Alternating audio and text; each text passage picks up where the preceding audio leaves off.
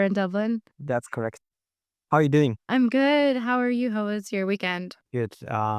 Liked it a lot. It was a sunny weekend in Dublin, which is not that often, so it was good. Yeah, some work to do, but that's always the case. Huh? The life of an entrepreneur never sleeps. Exactly.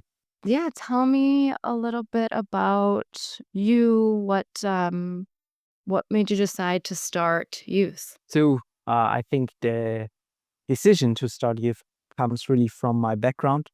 So I started my career as a physical therapist. Started this in the Netherlands. They have a very active system in the Netherlands, where they require a lot of own responsibility and a lot of activity from their patients. And they always like that. And when I worked in the healthcare system back in Germany, where I grew up, I realized, okay, it's not that case here. And everyone here is coming when they are sick, when they have a problem. And that, I have to say, it annoyed me a bit because I was always feeling, oh, that's so wrong. Why didn't you come a couple of months earlier when we could have done something to prevent that? Then you would have not have to go through this pain or through this suffering. So that was my initial motivation. Um, After that, I decided, okay, I want to build in that space, need a bit more knowledge. So I got another degree in management and technology and gathered some experience in the insurance industry and consulting for insurance industry. And that was basically the same story. So all the healthcare system, the insurance system is very focused on, okay, what are we doing with them when they are sick? How can we optimize the claims processing? How can we optimize how the claims are paid or how the patients are treated? And not so many people are thinking of, okay, how could we prevent that at all so that we don't have to pay it, that our customers do not have to go through this pain. And so I got to see both sides of the system, and it it kept being inefficient and it kept being annoying. So I decided at one point, okay, I've learned enough. I want to build a preventative startup, and that's how I founded Youth. That's the company I'm building at the moment. Yeah. Amazing, amazing. I think I love the space of preventative care rather than, oh no, now it's like I should have done this sooner. Um, what sort of major shifts do you feel like you are seeing right now in your industry? I think we are at a very interesting inflection point in that industry because technology is evolving. So far, users or patients are very dependent on doctors and the system, how doctors' insurances are organized. And I think that will change with technology. Because with technology, we have the opportunity to give more responsibility and more possible actions in the hand of the end user. So end users will have the chance to check better for their health, to continue monitoring it without any help. And then when they need help, they can ask for it very specific and very particular. And so far, and this reduces this dependency. And I think that's a very interesting point where we are at the moment. Yeah, absolutely. So, how do you feel like this particular trend or shift has been impacting your business or your growth potentially? Youth as a company is building a smartphone based health screening. So we take different data inputs, for example, videos, audio recordings, pictures, and analyze that with artificial intelligence to detect for different risk factors. And I think my business is playing exactly in that space where technology works as an enabler. And when we started more than 2 years ago, we have realized that there are many companies building this technology. Because at first we wanted to build a detection for the early stages of diabetes. as we think it has a big impact. And then we realized, okay, there is so many more things, and everyone is building that technology at the moment. So I'm talking about smartphone detection technology. Um, and what was the main impact on our business is that we have now the thesis that this technology will be a commodity. There will be so many technologies which can detect different things, that being a technology lead is not the decisive factor. Is more who combines the technology and who owns the user and who can give the information to the user in a bundled way.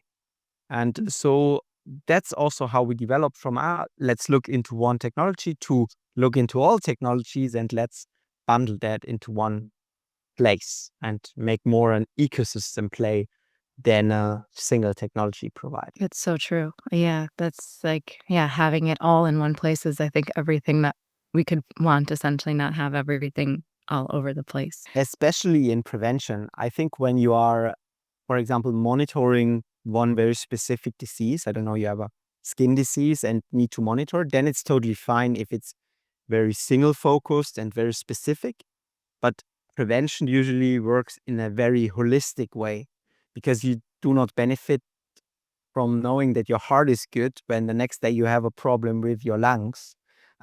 So you want to check for as much as possible to stay healthy. So we think it should be really holistic. Yeah. Yeah, absolutely.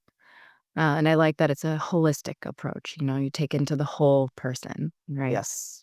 What do you feel like has been working well? What do you feel like has been maybe more on the frustrating side? In the startup or in the industry at all? Let's say, yeah, at youth. So I think we receive good feedback from our users, especially around the interface. Um, for me, is a very important point that users can get easy access to their health, understand what's going on in very simple terms, and supported by visuals. Because I think at the moment, when you look in a doctor report, if you're not a medical person, no idea what's in there. If you look at Apple Health, yeah, there are 10,000 things, but what does it really tell me? So I think getting a good user interface where people look at and see, that's my problem, that's my priority, that's where I'm good, that's where I'm not so good, in an easy way, I think is important. So I think here, this is going good. I think what is, I would not say bad, but what is one challenge is the adoption of technology. So all our algorithms and technologies we are using have a high level of accuracy. We need that because otherwise we cannot build this product. Would be fake, and this is not what we are aiming to do. So they are all have clinical validation, high medical accuracy, comparable, for example, to an home device where you measure your blood pressure, or comparable to self-assessment. Mm, but when you look at the users or our clients, which are other companies as well, they always challenge that because they do not know this technology. So this is for sure a challenging factor. And then there are some funny examples. So in the mental health biomarkers, when you say, the accuracy is 85%, then you say, oh, that's very low. And then when you compare it to the psychologist, he is also just 85% because the nature of the biomarker is very soft. But they don't challenge the psychologist because it's like, doctor, white, white shirt, well established, so not challenged, whereas the technology, very challenged. So this is one of the challenges we are facing, where we are constantly working on it to overcome this trust barrier, that we can get mass adopted. Yeah. And I love the detail that you provided around that, 'cause, it helps to compare, well, the trust between a medical professional versus technology, right? It's something I feel like a person is tangible, technology is a little bit more, like, nuance takes time, Yep. with and different generations as well. What do you feel like? So, going off of that, would you say the metrics you're most focused on improving is the adoption of it or something else? Adoption is so mass adoption, I think is our long-term goal. Yeah. To arrive there, we are mainly focused on engagement at the moment. So engaging with our application and engaging with your health. Mm. Because I think what we have solved already is to make an easy access, to make an easy entry point into the medical world, because it's not, I need to schedule an appointment, go to the doctor anymore. Is okay, I can take a first very easy check with my phone.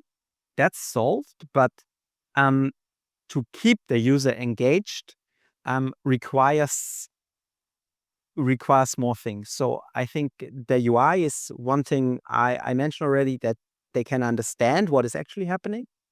And then one is that the recommendation, what you do with it, are very personal, because I can tell almost everyone, eat healthier, do more activities. So that's not really helpful as a recommendation. So we need to make them very personal. And the Mhm. third thing is they need to change. So the recommendations need to change.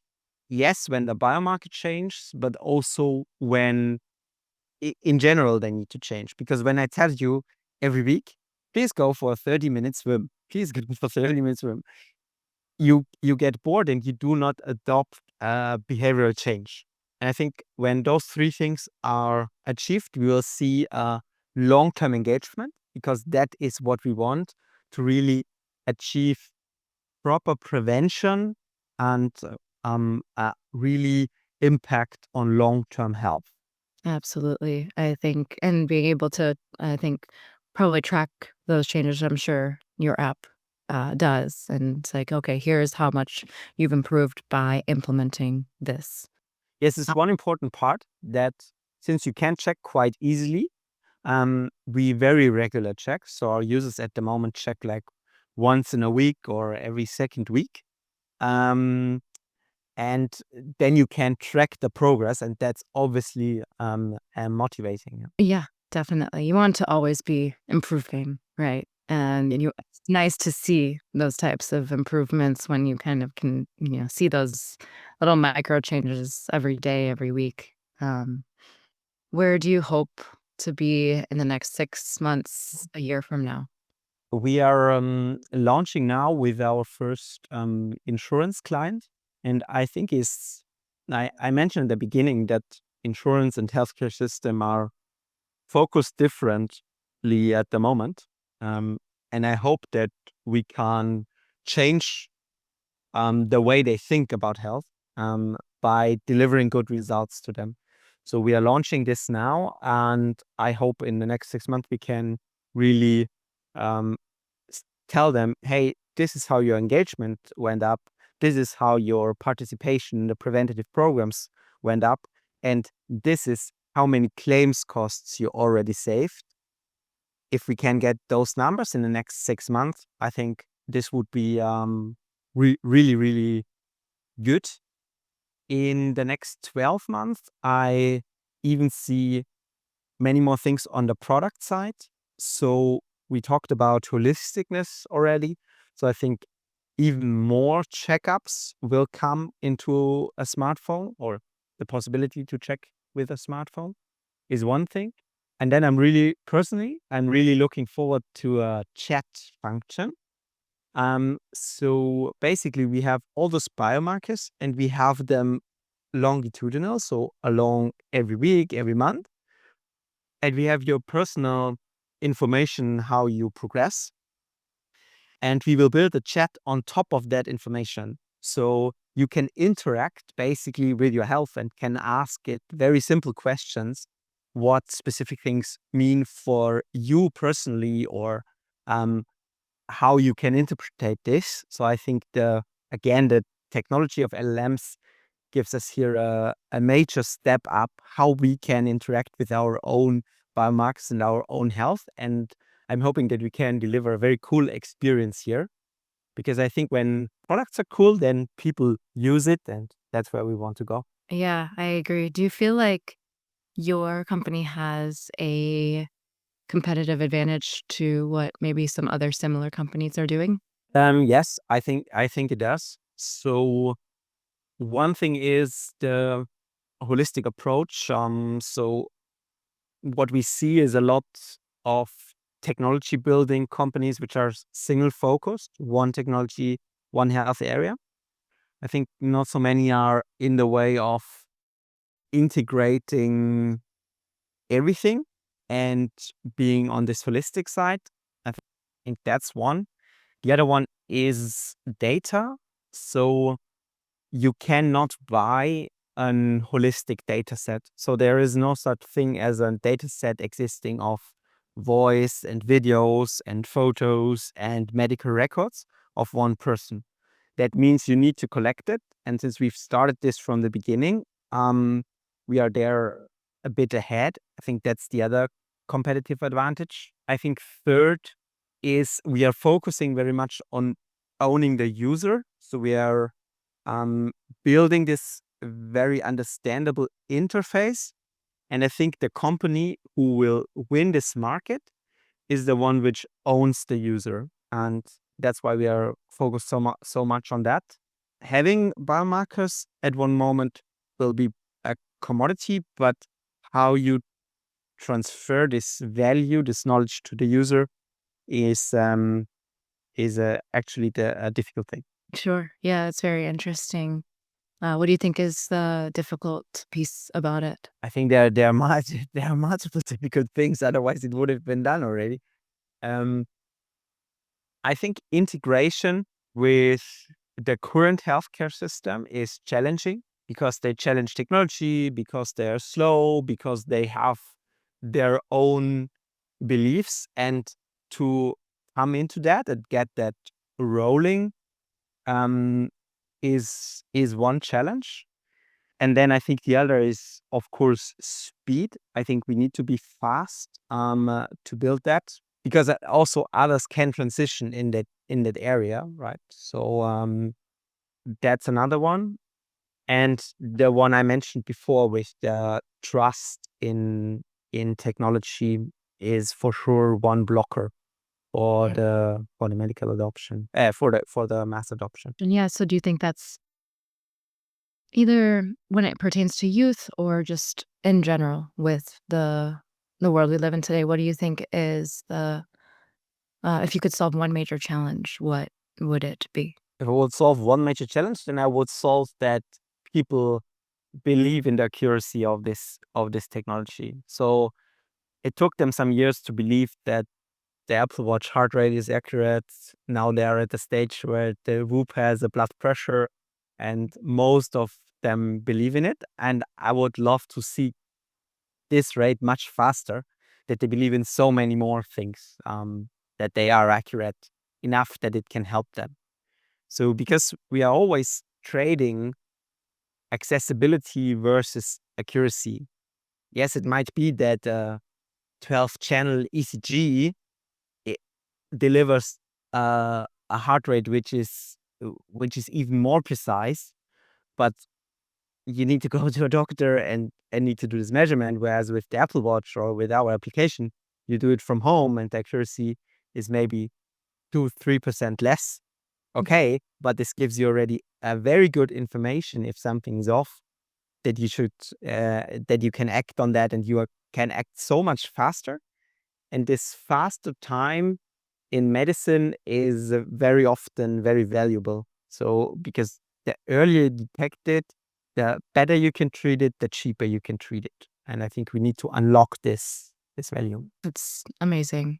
Thank you for sharing those insights. And thank you for joining me today. I think we've had a really um, interesting conversation. I hope that this was really fun for you. Yeah, of course, because you not always get those questions, and then it's interesting to recap, to think about them again. So yeah, thanks for thanks for asking them. Absolutely. Absolutely. No, it was super interesting for me to even just learn what you're up to, and, yeah, it's just, like, amazing what technology is capable of.